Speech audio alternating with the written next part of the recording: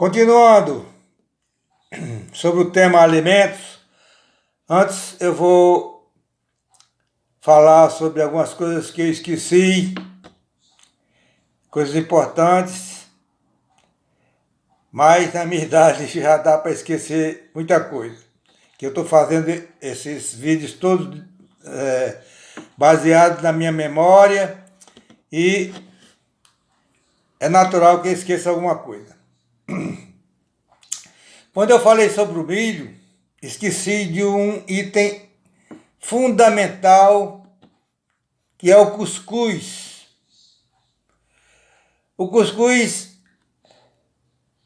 era comido no café da manhã, era muito usado para comer misturado com a coalhada na ceia, e também às vezes no almoço também ele servia para substituir o arroz. Além do cuscuz, eu esqueci também de falar sobre o fubá de milho torrado. Torrava-se o milho e depois triturava-se, fazendo uma espécie de farinha, que também o pessoal gostava muito de comer junto com a coalhada. Tudo isso, nos tempos mais antigos, essas massas eram feitas no pilão. Depois, já na minha época de infância, já tinha o moinho que facilitava esse trabalho. Mas, até pouco tempo atrás, ainda era tudo feito no pilão, inclusive se tirava a casca do arroz, era retirada no pilão. Era uma luta muito pesada, viu, meus amigos? Era só mesmo gente disposta aguentava aquela luta, quando não tinha os meios para facilitar os trabalhos, né? Também esqueci de mencionar, quando eu falei da mandioca, esqueci de mencionar um subproduto importante, além da farinha, que se usava muito, também era a goma.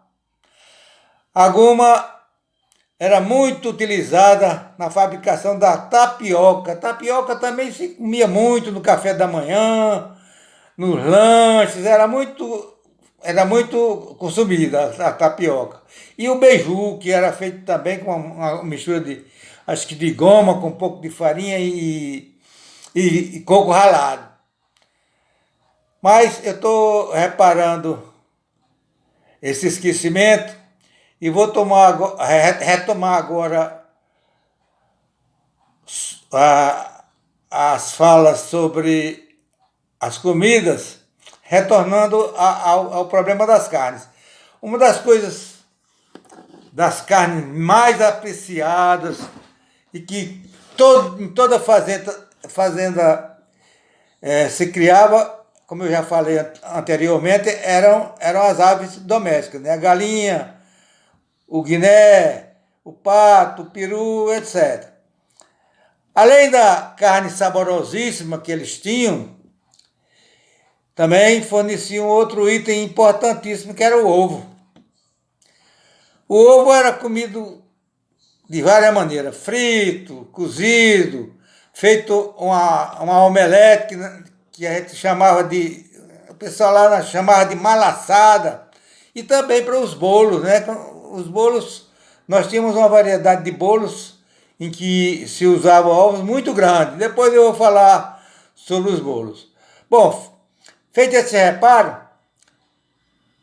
eu vou voltar a falar. As aves, então, domésticas eram essenciais.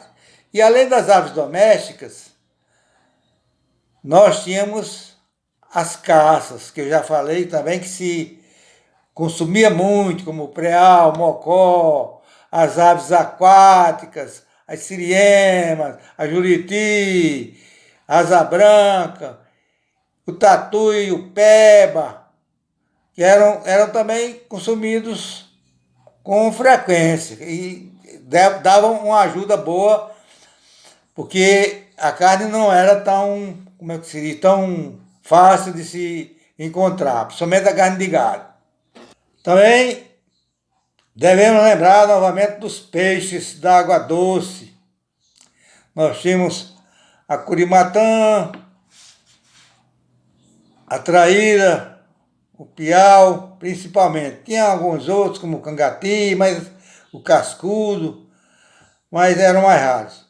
Mas esses três eram um item essencial, porque era fácil, só era ir no açude pescar, as curimatãs se pegava com uma rede de malha, e a traíra se pegava facilmente e o piau também com anzol. Então, quando faltava ali uma mistura, como eles chamavam, se apelava para o peixe da água doce. Nós, já disse, os nossos peixes lá eram todos muito gostosos, muito saborosos. Tinha o problema das espinhas, mas com o tique que eles faziam no lombo do peixe para cortar as espinhas de gancho, as espinhas de gancho que tinha, dava para se comer perfeitamente. Retornando às caças, eu lembrei também da arribação.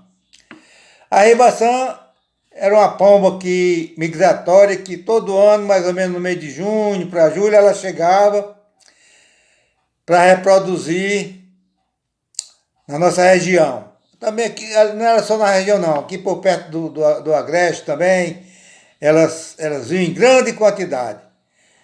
Além de o pessoal usar a carne da arribação, comia a arribação, pegava numa sangra que era em Arapuca e se comia muita carne dela. Era muito saborosa, saborosíssima. Além disso, elas tinham locais adequados. Todo ano eles vinham para os mesmos locais, elas se reproduziam naqueles locais. Uma coisa interessante é o seguinte, que elas ponham os ovos no solo, no chão, e o próprio calor do solo chocava os ovos. Não precisava elas ficar como uma galinha sobre os ovos, não. Elas deixavam lá e o próprio calor secava. Em pouco tempo, acho que uma semana mais ou menos, os filhotes nasciam. Aí vinha o trabalho que elas iam ter, era de alimentar esses filhotes, e também em pouco tempo, mas era uma coisa rápida demais. Eles criavam aquelas peninhas, depois criavam asas e começavam a voar e a se alimentar por conta própria. Quando era lá para o mês de setembro, outubro, elas desapareciam. Diziam que vinham da África, eu não sei, que elas tinham que atravessar o Oceano Atlântico todinho para chegar aqui e fazer o mesmo trajeto na volta. Mas diziam que elas ficavam justamente aqui para se alimentarem bem, ficarem fortes para enfrentar a maratona do retorno para a África. Ainda dá para falar um pouco sobre os doces. As nossas cozinheiras lá do nosso sertão eram exímias em fabricação também de doces. Usava-se o doce de coco, o doce de caju. O doce de caju, além de fazia-se de várias maneiras. Tinha uma que chamavam o caju ameixa, que era uma espécie de uma compota. Tinha o doce em calda e ainda tinha o doce desfiado. Era muito aproveitado o caju para fazer doce. A goiaba, principalmente, também era outro item que se fazia com que se usava muito para fazer doce. O mamão, a groselha e tinha outro doce que era, aliás, dois doces que eram mais exóticos. Por exemplo, o chouriço, eu já falei no chouriço. O chouriço era feito de uma coisa que ninguém, só mesmo eles lá que inventaram essa história de fazer um doce à base do sangue do porco. Era uma quantidade enorme de ingredientes necessários e dava muito trabalho, porque precisava ficar umas 6, 7 horas num tacho, no fogo, e o pessoal tinha que ficar mexendo todo o tempo, senão pegava no fundo do tacho. O outro era o doce seco. O doce seco era feito da crueira moída. A crueira era aqueles pedaços que sobrava quando você ia fazer a farinha, você peneirava e sobrava aqueles pedaços maiores que era chamado de crueira. Então essa crueira era utilizada para fazer, era tipo um pastel feito com a farinha da crueira e recheado com a espécie, que também era muito parecido o sabor com o do chouriço, mas era diferente. Era feito com rapadura, temperos, aí eu não sei nem bem quantos temperos também. Vários temperos também entravam na fabricação do doce seco. Bom, eu vou encerrar aqui porque já está ficando com quase 12 minutos e ainda vou falar mais no próximo vídeo sobre os bolos e os ponches. Até já!